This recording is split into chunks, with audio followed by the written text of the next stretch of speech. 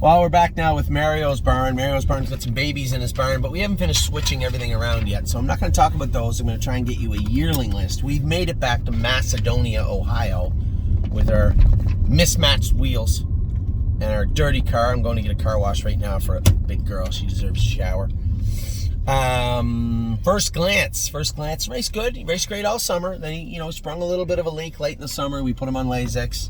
Mario raced him up the wood the other day. I'd be interested to see second start on Lasix. He draws inside, hopefully, what kind of trip he can get, because he's been a pretty good horse for us all year. Renegade Gypsy just got tired last night. You could see the horse was trying his ass off the whole way down the lane.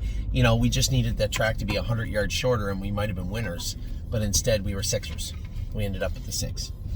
Stumber Jacati is back going now. Looks really, really good. Very happy with the way he looks. Walk on the Moon is coming back to Ohio with me. I asked Jason to look and see what classes he fits here. If it's a little snug, I'll ask Tim to do the same.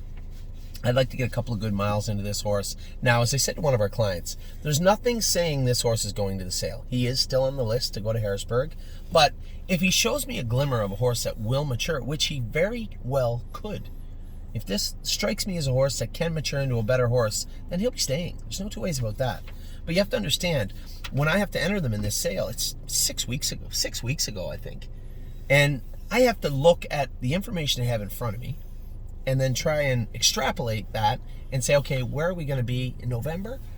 Any horse that could be on the Harrisburg list went on the Harrisburg list. That's not to say any of them will. If we decide to keep Walking the Moon, we're going to have to pay a little bit of a fine to the, it's not a fine, fees to the Harrisburg sale. I think it's $1,000 or something. Between, I think it's $1,100 actually, between Northwood Bloodstock and the sale itself.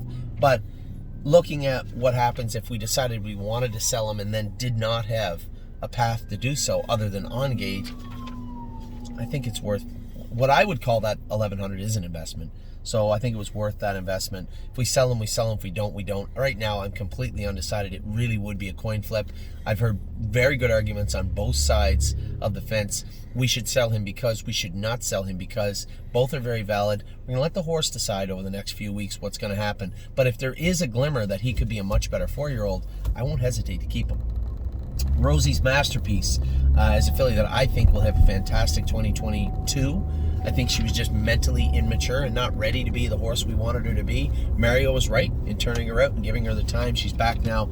Can't wait to see what this filly's going to do for us in 2022. And that is Mario's barn, except the babies. We're going to put everybody on a yearling list where my beautiful wife is assembling right now for you.